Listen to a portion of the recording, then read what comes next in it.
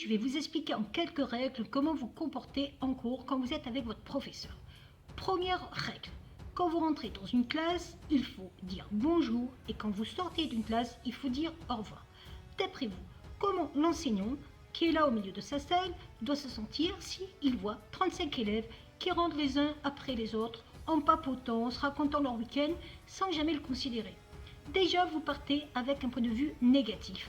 Or, mettre le professeur dans sa poche, c'est déjà un atout à la réussite. Ne l'oubliez pas.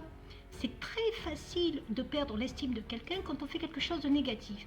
Il faut beaucoup de temps pour essayer de faire changer cette personne.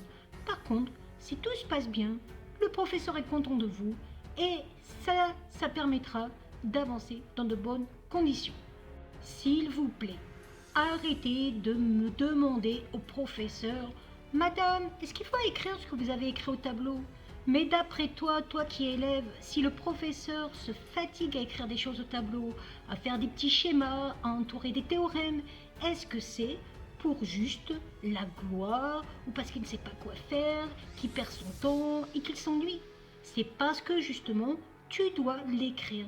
Ça, c'est la première chose à faire. Donc s'il vous plaît, arrêtez de dire « Madame, est-ce que ce que vous avez écrit, est-ce qu'il faut l'écrire nous-mêmes ?» Troisième règle, il ne faut pas oublier que le professeur est un être humain comme vous. Donc il faut imaginer le fait qu'il a un cœur, qu'il peut l'utiliser aussi. Donc quand on entend dans une classe « Mais madame, c'est bizarre, l'année dernière vous étiez gentille, qu'est-ce qui s'est passé ?» Eh ben, je ne sais pas. Peut-être qu'on essaye de faire preuve d'autorité, et c'est pas pour vous embêter, c'est parce que on veut que la classe se passe bien. Donc, un professeur peut être gentil, et en même temps, essayer de se faire respecter. Ce n'est pas incompatible. Nous sommes des êtres humains exactement au même titre que les élèves. Et il y a un film que j'adore particulièrement, c'est Les Fordman. Et il y a un passage qui dit « Je ne suis pas un animal, je suis un être humain ». Eh bien, vous penserez à ça, un professeur est aussi un être humain avec un cœur qui bat dans son corps. Vous l'entendez? Boum boum, boum boum, boum boum. En classe, quand vous voulez prendre la parole, il faut lever le doigt parce que on ne peut pas s'écouter si nous sommes plusieurs à parler. Ce n'est pas possible. Attention, lever le doigt, ça ne va pas dire que quand le professeur vous voit, vous êtes autorisé à parler. On ne fait pas « Madame, je crois que j'ai demandé quelque chose ». Non, on lève le doigt, on attend que le professeur nous voie et on attend qu'il nous demande de prendre la parole.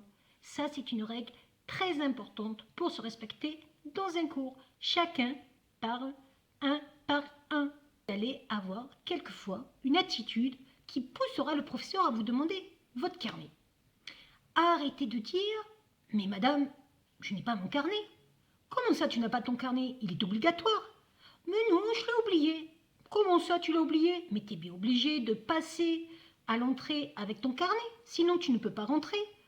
Mais je vous assure, madame, je l'ai oublié. Oui, je sais, mais comme j'ai pas le droit de fouiller ton cartable, il va falloir que tu le sortes, ton carnet. Mais madame, je ne l'ai pas.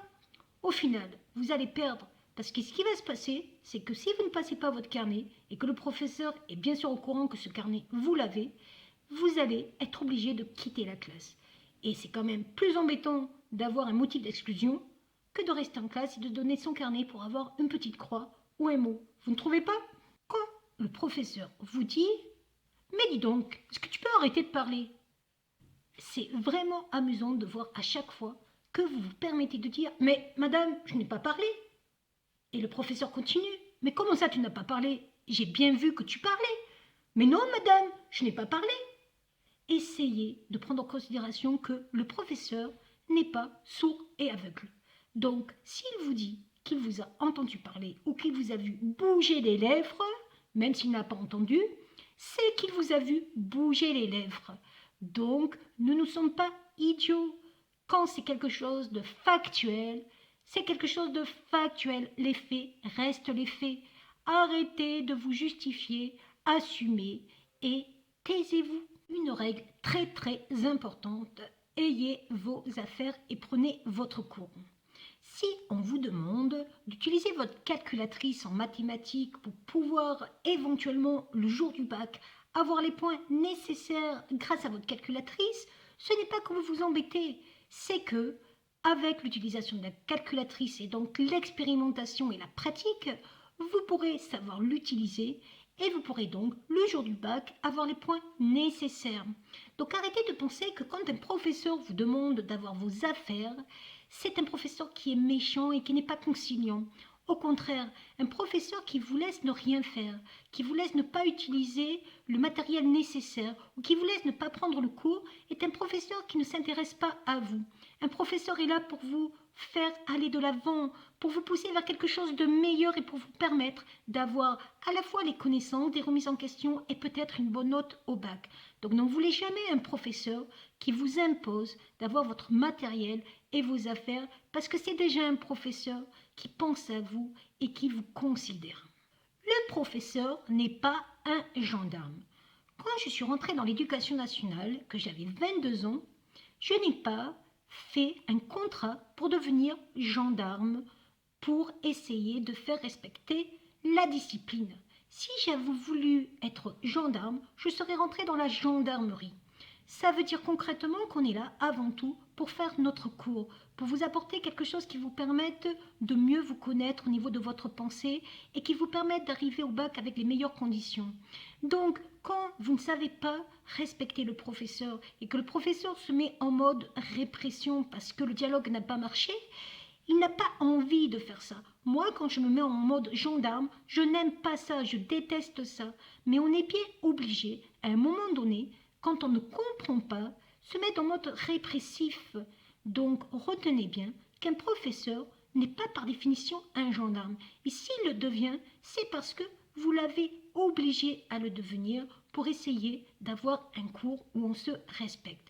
Donc, s'il vous plaît, gardez en mémoire qu'un professeur à la base est là pour faire son cours et pour vous apporter quelque chose de positif en vous, de très important.